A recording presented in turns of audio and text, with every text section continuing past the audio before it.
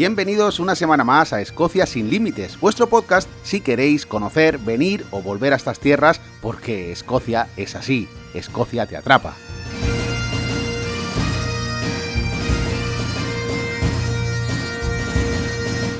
Yo soy, como siempre, Andrés, guía turístico y director en Mundo Escocia, donde podéis encontrar los mejores tours, circuitos y excursiones desde Edimburgo. Así que ya lo sabéis, mundoescocia.com.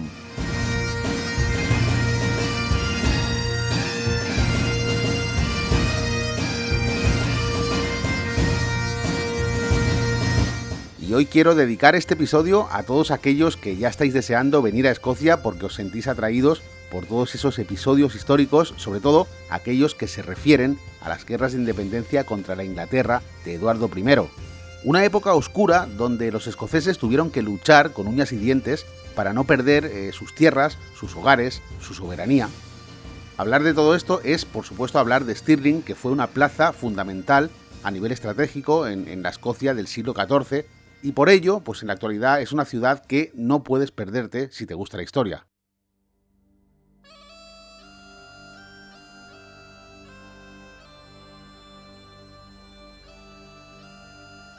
Stirling en realidad es la ciudad más pequeña de las ciudades grandes, con 35.000 habitantes, que no solo se reduce a lo que sería el propio núcleo urbano, sino que además abarca una serie de pueblos muy bonitos en pleno cinturón central de Escocia, como por ejemplo el pueblo de Doon, con su espectacular castillo. También abarca parte importante del Parque Nacional de los Trossachs, llegando hasta Callander, hasta Killin, pueblecitos con mucho encanto. Todo esto sería la zona de Stirlingshire, que también incluye zonas tan bonitas como el lago Katrine o el lago Lubneig. Pero hoy tenemos un invitado para poner el foco en Stirling ciudad, para ver qué es eso que no te puedes perder si vienes un día a Stirling.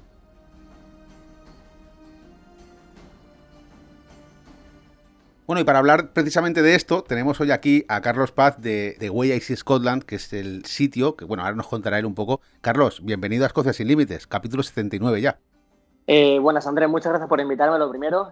Y bueno, sí, The Way I See Scotland es el nombre que le puse originalmente, pero ahora estoy en proceso de cambiar y españolizar la marca para llamarle Somos Escocia, que bueno, que es mucho más sencillo para que la gente me conozca, la gente me busque y bueno, es que he tenido problemas con el nombre de The Way I See Scotland, a la gente cuando se lo comentaba, pues muchas veces no se enteraban. Pero bueno, estamos, como digo, en proceso de cambio de nombre.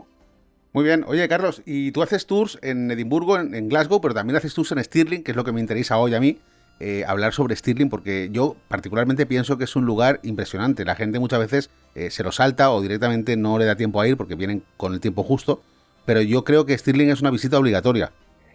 Sí, a ver, sí, hago tours en Glasgow, en Edimburgo, pero para mí mi bebé o mi niño pequeño es Stirling, porque fue cuando comencé a hacer tours con The Way I See Scotland, empecé en Stirling.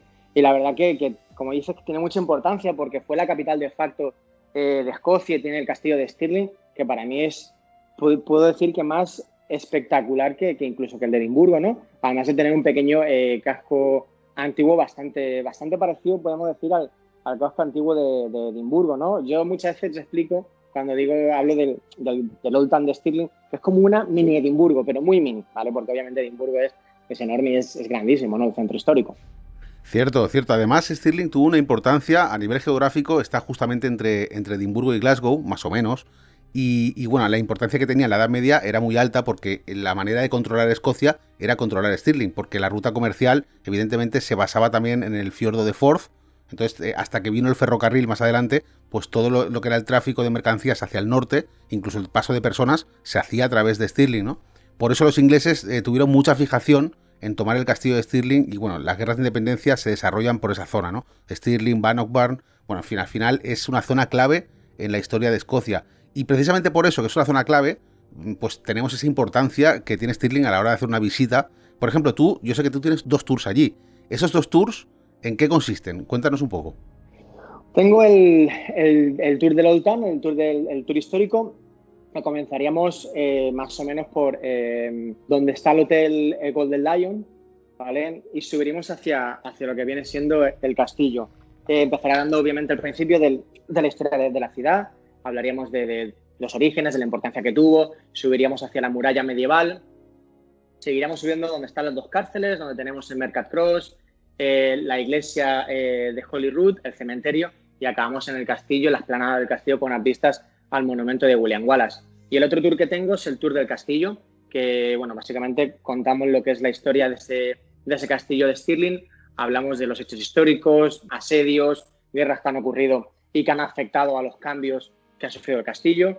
Y el tour histórico lo empezamos a las 11 y el tour del castillo lo empezamos a la 1:30. Dura los dos más o menos 1 hora y media. Muy bien, has comentado muchos sitios que me parecen muy interesantes, ¿eh? Porque mira, el castillo yo creo que es fundamental, incluso mucha gente que a lo mejor tiene que elegir entre uno de los dos castillos, yo siempre recomiendo el de Stirling. Si tienen que elegir entre Stirling y Edimburgo, siempre recomiendo el de Stirling. Obviamente, si se pueden hacer los dos, pues a nivel histórico mucho más interesante, ¿no? Pero la gente que me pregunta cuál es mi favorito, yo lo tengo claro, no sé en tu caso, supongo que también. Sí, a ver, el Castillo de Edimburgo está muy bien, pero me parece que está un poco sobrevalorado. No por el hecho de que no sea espectacular, porque es como una pequeña ciudadela y las vistas de la ciudad son brutales, sino por lo caro que es y en verano está sobresaturado. Llegan a entrar en verano, julio, agosto, incluso 15.000 personas en un día. Tienes que esperar unas colas larguísimas para poder acceder y ver cualquiera de los museos, Piedra del Destino, joyas de la corona, etcétera. En cambio, el de Stirling es un castillo que se visita, pero no tiene tanta gente como el que puede ser el de Edimburgo. Y además los edificios son mucho más originales, son edificios históricos, justamente estamos hablando que son edificios del siglo XIV, XV, XVI y XVII, y el de Edimburgo tienes edificios del XVII en adelante. ¿Vale? Por eso siempre digo que el de Stirling me parece mucho más original y tuvo mucha más importancia en la historia de Escocia que el de Edimburgo. Sí, yo pienso igual. De hecho, de todos los sitios que has comentado antes, ya no solo el castillo, también la capilla de Holyrood, que allí fue donde bautizaron a Jacobo VI de Escocia, primero de Inglaterra. Cuéntanos un poco sobre este tema. Sí, la iglesia de Holyrood, además, es la segunda iglesia que está en funcionamiento que ha visto la coronación de un monarca. La otra que ahora mismo está en funcionamiento sería Westminster. Así que, bueno, es bastante importante la historia de Escocia y la de los monarcas británicos. Una iglesia que es el segundo edificio más antiguo, además de Stirling, después el castillo. Y además es bastante curioso porque estuvo separada la iglesia desde el siglo XVII hasta el año 1940 en dos. Tuvo un muro que la partía en dos y había dos congregaciones. Y ya, bueno, en el año 1940 lo derribaron y se unieron las dos congregaciones. Tengo que confesar que cuando hablo de temas así con gente que le gusta la historia tanto como a mí, me parece apasionante, ¿eh, Carlos? Aprendes un montón, ¿no? Sí, siempre. Y además, no se trata solo de saber o no saber, se trata también de saber contarlo, ¿no? Yo te quería preguntar sobre qué recomendación le darías a alguien que llega a Escocia por primera vez, que nunca ha estado en Stirling, pero que está escuchando esto y dice, ostras, pues yo quiero ir allí. Aparte de, evidentemente, contratar un tour contigo, lógicamente, si tuviera que ir por su cuenta o tú en ese momento estás ocupado y no estás allí, ¿qué recomendación le darías a alguien que no se puede perder allí? Mira, hay tres cosas que para mí, como guía, me parecen que son muy importantes. Me parece que son muy importantes, ¿vale? Uno es el castillo de Stirling, es una de las cosas que uno no se puede perder. Otro sería el monumento de William Wallace, ¿vale? Subir, no es necesario, pero por lo menos ir hasta ahí a ver las vistas desde la colina. Y otra cosa que a mí me parece espectacular, que es la zona de Cambus Kenneth. En Cambus Kenneth hay una antigua abadía que está derruida. Ahora mismo solamente quedan la torre y el cementerio, donde además hay un rey escocés enterrado, Jacobo III, con su mujer Margarita. Y además, bueno, esto me imagino que lo sabes, bueno, lo sabe, me imagino que todo el mundo, por la película de William Wallace, ¿no? De Braveheart, que William Wallace, cuando acaban con su vida, le parten en 4 trozos y piernas para un lado, lo dividen las piernas y los brazos en diferentes puntos cardinales de Escocia.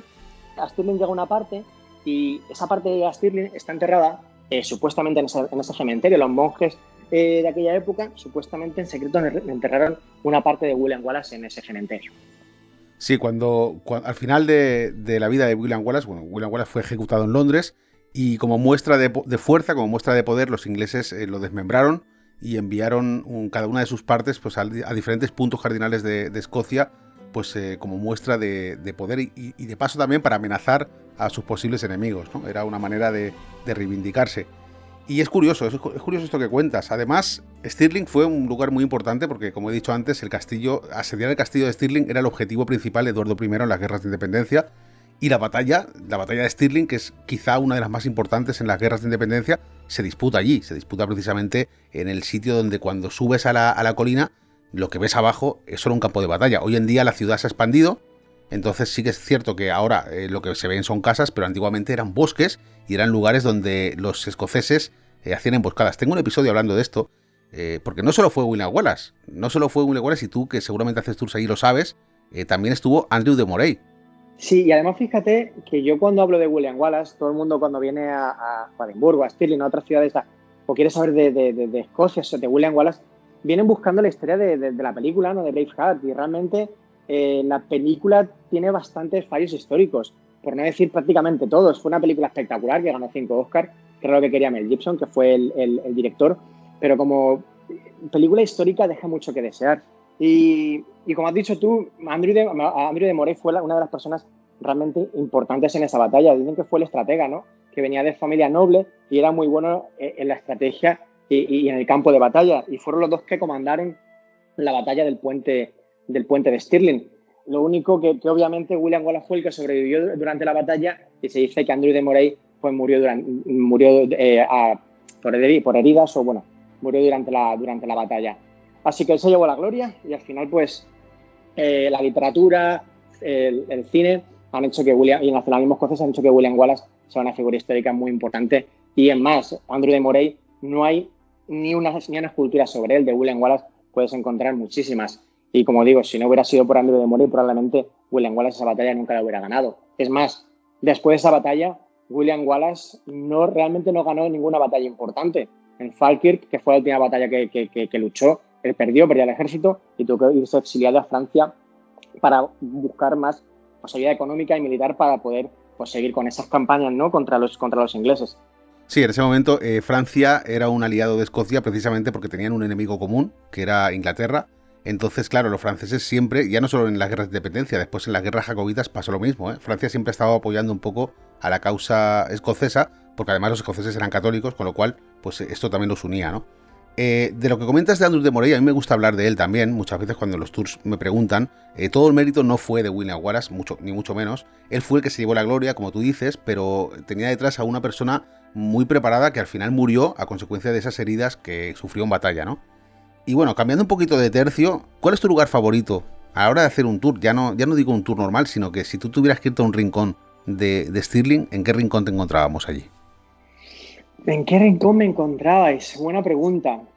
Como digo, es que es difícil, ¿no? Porque para mí, como digo, las 3 zonas más importantes o que más me llaman la atención, ya sea por la historia o por lo espectacular de las vistas, son ese monumento de William Wallace, ese castillo y esa zona de Cambus Kenneth. Pero a mí se me tienen que buscar, yo creo que me podrán encontrar en la Esplanada del Castillo, que hay unas vistas espectaculares a la ciudad, además del monumento de William Wallace. Muy bien, oye, si tuvieras que recomendarnos un restaurante y un hotel, además, es decir, un sitio donde comer y un sitio donde dormir en Stirling. Un sitio donde comer, el Porculis. El Porculis es un restaurante y hotel, ¿vale? Que es justamente antes de acceder a la Esplanada del Castillo, te lo encuentras a mano izquierda. Que además no lleva siendo tanto tiempo hotel ni restaurante, porque originalmente fue un colegio de gramática. De hecho, se cree, no se sabe, que hubo un colegio desde el siglo XII hasta el siglo más o menos XIX. Además, hay una curiosidad que Jacobo Estuardo, el que se coronó en la iglesia de Holyrood, estudió en ese colegio. Pero sí, a ese sitio lo recomiendo para comer. Tienen cocina típica escocesa, ¿no? Donde puedes comer haggis, puedes comer pulled skin, cualquier cosa típica escocesa te la puedes encontrar ahí. Y un hotel, el Golden Lion, que es el hotel más antiguo de Stirling, que es del siglo XVIII, un hotel que se quemó y lo recomiendo. Y además, fíjate que ese hotel también tiene una curiosidad, que Robert Burns, el poeta nacional de Escocia, en una de sus visitas a Stirling, él, visitó los campos de Bannockburn, donde luchó Robert de Bruce contra los ingleses, ahí donde empezaron a ganar esa independencia, ¿no? contra los ingleses, y visitó el castillo. En aquel entonces el castillo, cuando Robert Burns lo visitó, estamos hablando del siglo XVIII, estaba no en ruinas, pero sí era una base militar y estaba echado a perder. Así que él era un acérrimo nacionalista escocés y durante la noche se quedó a dormir en ese hotel. Él decidió escribir un poema en la ventana, en el cristal, que se llamaba Las líneas de Stirling, y era una crítica a eso que habían ganado los reyes de Estuardo, todo lo que tenían, y que lo habían perdido, ¿no? En ese momento, además estaban reinando los Hanover, que eran como unos extranjeros para ellos, ¿no? Que eran los alemanes. Así que era una crítica un poco a aquello. De hecho, los fragmentos originales no los sé 100% seguro si los siguen teniendo en el hotel, porque durante el incendio del 19 se destruyó, pero sí que hay una copia en el museo de la ciudad. Carlos, a ver, cuéntanos un poco dónde encontrarte para contratar un tour contigo. Yo lo sé, pero cuéntaselo a la gente. Vale, el tour lo comenzamos por lo general a los pies de King Street, ¿vale? Está muy cerquita del Golden Lion, ¿vale? Y comenzamos todos los días a las 11. Y el segundo tour, el del castillo, también lo empiezo justamente ahí. Recojo a la gente a la 1:30 y les subo hacia la explanada del castillo, ¿vale? Los empiezo ahí los dos para no andar cambiando de punto de encuentro y que la gente se pierda. Así que ahí empezarán los dos tours, uno a las 11 y otro a las 11:30. Además es muy fácil de llegar, si vienes en tren, nada más salir de la estación, tienes que subir una cuestecita, tirar un poquito a la izquierda y nada, en 5 o 10 minutos se llega a donde comenzaría los tours. Ahí estoy con un paraguas amarillo. Muy bien, y a nivel de internet, redes sociales, ¿dónde te encuentra la gente?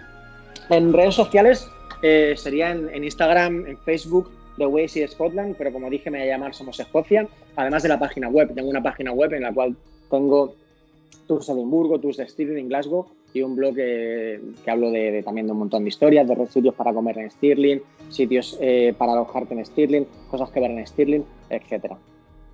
Bueno, pues Carlos, muchísimas gracias por haber participado en este episodio de Escocia Sin Límites. Nada, a ti Andrés, muchísimas gracias por invitarme, un placer haber estado aquí contigo y nada, nos vemos en la próxima. Perfecto. Venga, pues así quedamos, ¿vale? Nos veremos a ver si acaba este confinamiento y nos vemos pronto. Un saludo. Bien, pues hasta aquí el episodio de hoy. Espero que os haya gustado y además me alegro de haber tenido a Carlos aquí aportando su visión sobre lo que es un tour en Stirling o lo que es un día en Stirling, ¿no?